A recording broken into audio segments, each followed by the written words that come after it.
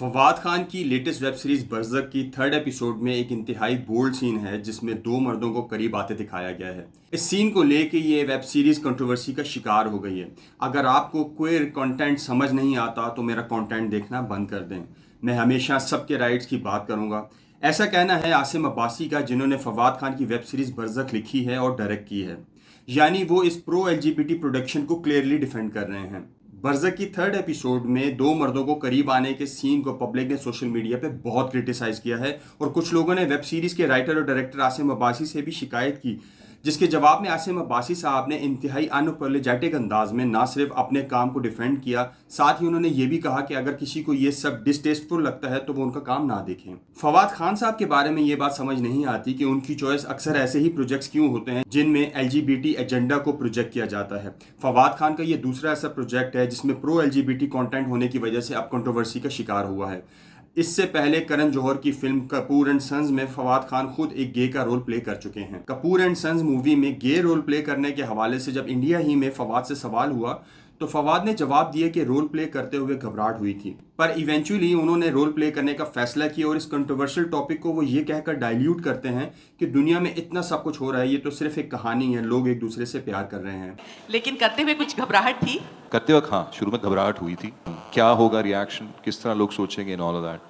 And I feel कि जो बीच में आई थिंक पिछले साल जो एक को टाइम आया था जब पूरी दुनिया में जो है ये कॉन्स्टेंट एक एक्टिव डिस्कशन चल रही थी। Some of the reactions kind of made me angry कि मतलब जो नेगेटिव है ना, everyone's entitled to their opinion, but I feel कि दुनिया में इतना कुछ है, ये तो सिर्फ मतलब एक कहानी है जिसमें लोग एक दूसरे से प्यार कर रहे हैं। So that being a part of it, I think towards the end I came to the resolution कि it's just another person in a family, so there should be nothing really shocking about it. And फिल्मों में जब intimate scenes भी होते हैं, शुरू में होते थे लोग बहुत अनकंफर्टेबल होते थे, Aahista Aahista over the time they started getting used to it, and this is something also that people started getting used to as well. And आपको ये जानकर हैरत होगी कि इंडियन और इंटरनेशनल इन्वेस्टमेंट से रिसेंटली पाकिस्तान में बनने वाले अक्सर प्रोजेक्ट्स में प्रो एलजीबीटी एजेंडा को प्रमोट किया गया है।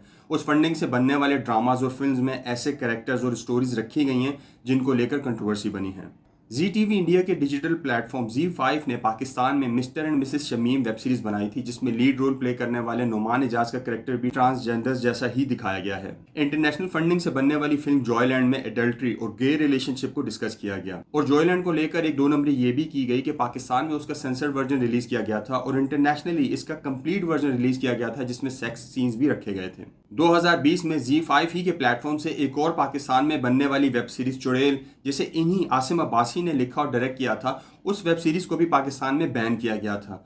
वेब सीरीज चुड़ैल में एक्ट्रेस हिना बयात साहिबा का एक डायलॉग वायरल हुआ था, जिसके बाद सोशल मीडिया पे लोगों ने उन्हें काफी ज्यादा क्रिटिसाइज किया था।